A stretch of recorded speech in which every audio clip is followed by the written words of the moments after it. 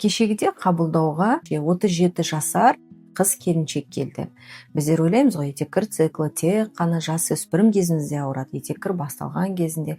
Бірақ та көбіне көп біздердің апаларымыз, аналарымыз, үлкен бізде ойлайды, менің етеккір циклым ауырсынумен келеді, дымда да қылмайды, ұят барған деп. Сол қыз бала өзін солай келіншек ұят ретінде санап, одан кейін ұятын қойып, ауырсыну, етеккірінің ауырсыну қатты болған соншалықты скор шақыртып, бір жарым жылдан бері бірнеше гинекологқа барып қаралынды.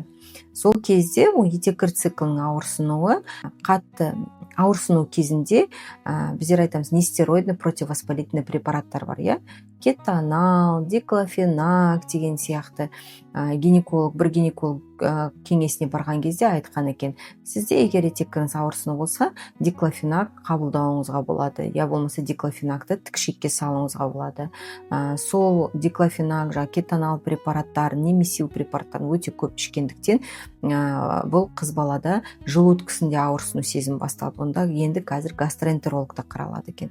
Сол кезде кеше біз қараған кезімізде бұнда кистасы бар екен, сонымен қатар спаечный процесс бар екен. Спаечный процесс жабысқақ ауруы деп айтамыз, жабысқақ ауруы қайдан пайда болған? Бұл кезінде өзі аппендицит болған, аппендициттен асқынулар болған, перитонит болды.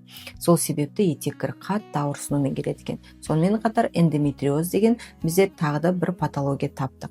Сондықтан да уақытылы егер қаралатын болсаңыз, 1,5 жылдан бері дәрі-дәрмек қабылдамай гинекологтың кеңесіне жүгінгеніңіз дұрыс болады.